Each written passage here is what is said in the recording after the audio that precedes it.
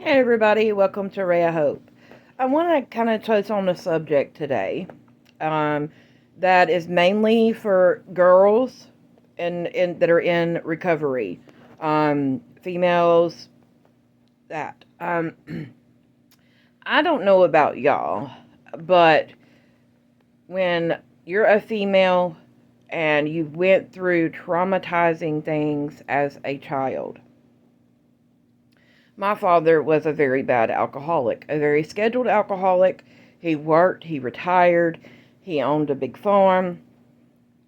On the outside, you would look at him and be like, that's a one, he's got his stuff in order, he's done well. But his home was broken. Um, I love, I loved my father dearly, but he broke me at a very early age dealing with an alcoholic. And a lot of people don't understand that when a female gets broken by their dad, it's very hard to mend those pieces back together as an adult. Um, it took me a very, very long time to make amends with the fact that, he didn't remember half the stuff that happened. Um, Now, my dad was a Kentucky gentleman drinker with Sundrop. He had the famous green cup, and usually after 4 o'clock, if he wasn't working, he started drinking. And a lot of people knew this about him, but they didn't know the severity of it. Now, let me give some backstory. My dad was a Vietnam veteran. He came home to a country that totally shit on him. I get it. He suffered from severe PTSD. And two, he came home to a family that really didn't try to help him. Now, let me clarify. My dad worked, he was an electrician, had a very good job, but people in his life knew that he had this problem, but they wouldn't say anything because he was the money person in the family. Like, if anybody ever needed help or needed anything, he was the one that most people in the family went to get help. Um, my dad was well to do, had his finances in very good order. And, that is great. That is awesome. I will forever be thankful that my dad did work, maintain a job, and didn't let his alcoholism overtake him completely. But it did overtake him in areas that a lot of people never did see. I was the only child. So being the only child, I didn't have a brother or a sister. And my parents, they separated like when I was 7 or 8. So, and they had split custody of me. So I had to see some things and go through some things as a little child that I never should have ever had to see. Okay. And, growing up, I always was against, drugs, alcohol, because I knew it was bad. When I was married to my first husband, went to church religiously. I met my first husband at church. Um, when I moved out, I moved in with his family because I couldn't take anymore. At the age of 14, I couldn't take anymore. I My father really didn't allow me to have people over because when he drank significantly. And when, there was times I would go to church and come home after 9 o'clock and he would be upset and mad. Well, why are you at church after 9? Blah, blah, blah, blah, blah.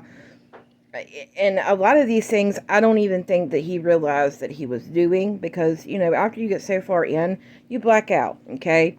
And my dad did have many blackout sessions.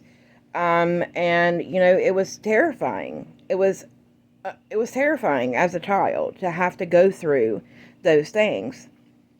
And I met my first husband, and we married at 17. That ended, and I ran to get away. Okay. Which a lot of females do if they grow up in a household like mine. Now, my household, both of my parents had money. They had good jobs. But what they lacked in was knowing how to separate the two. And, I did all the things that I needed to do, but I never had a parent to talk to. Okay? And I didn't have a brother or sister to talk to. So I clung to the church and tried to do everything that I was supposed to do. And I tried to heal myself through church at a very young age and tried to make understanding of it. In my 20s, I had my first daughter when I was 20. That was, and up until that point, I really didn't dabble in anything. I would drink every now and again, but nothing to the extreme, you know what I mean? And then as I, went through my first divorce and, learning myself and learning the ropes and trying to pay bills and being a good mother and trying to have family involved with my child and all of that, you run into where your relationships with your parents, when you don't have them, it really sucks. I didn't have a relationship with my father that I could talk to him about anything. And that hurt a lot of times. But as a child, I grew up, when a person is drinking, they can become very hostile very quickly. And I saw the hostile side of it at a very young age. And a lot of my elders in my family, they wanted it to, don't talk about it, because he is the, you know what I mean? Like they put him on a pedestal, and they didn't want to make him mad. They didn't want to get him upset because he's the one, like I said, that everybody went to when they needed help. And I get that part. But at the end of the day, he had, brothers. Well, no, he didn't have brothers, excuse me. He had sisters, and I get it. Nobody really ever saw the bad parts of what happens behind closed doors. And you can't say that families don't have this. A lot of families look good on the outside, but what happens behind them closed doors at night is another thing. And in my 30s, I found myself heavy in addiction, numbing the pain, numbing not being able, of all those years, not being able to have a relationship with my father. My mother, we never really had a relationship because after she divorced my father, she felt free. She went and done, you know what I mean? And I get it now that I'm 40, about to be 41, I understand it. But growing up all those years, I had resentment. I was so mad at the fact that they just couldn't be parents. And yes, they were parents. They paid the bills. They kept a roof over my head. I had insurance. But when you have children, not being able to not having that mother-daughter, father-daughter relationship really sucks. Because who are you supposed to learn from? You learn from your parents. You learn how to, how to conversate with people. You learn how to do all things through your parents and what they introduce you to. And, they were good times. I had really good times with my father when he wasn't drinking. But when he was drinking, it was horrible. And I always blamed it on myself as a child. I blamed it on myself as to why he drank. I thought I was the bad. I thought I was the reason. I would beg my daddy to not drink, and I never understood as a child as to why he could never just quit. But he suffered from severe PTSD. When he would drink, he would have flashbacks. And some of those flashbacks were very, very real, okay? And I talk about this today to let people know and let other females know that you're not alone. Do I get clapback for making videos like this? Absolutely. My family doesn't like it at all. But the reason I do this is because, addiction is not the answer. Numbing the pain with a pill, with a drink, with methamphetamine, with fentanyl, with Xanaxes, with whatever your drug of choice may be, it doesn't make it go away. And in reality, it makes it worse. And I am thankful today, after 5 years in recovery, that I have learned to cope. My dad has since passed on. I really never got to make amends with him because of his new wife, who made me out to be the demon. Okay. Yes, I did some wrong things, during my addiction and doing, trying to get back at my dad, trying to make him, feel for, what I mean? Have some type of feeling, emotion, talk to me. I did some bad things as a child, but as a parent, when you turn your back on your child,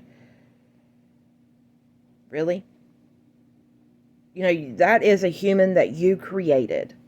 And everything that they learned is what you taught them.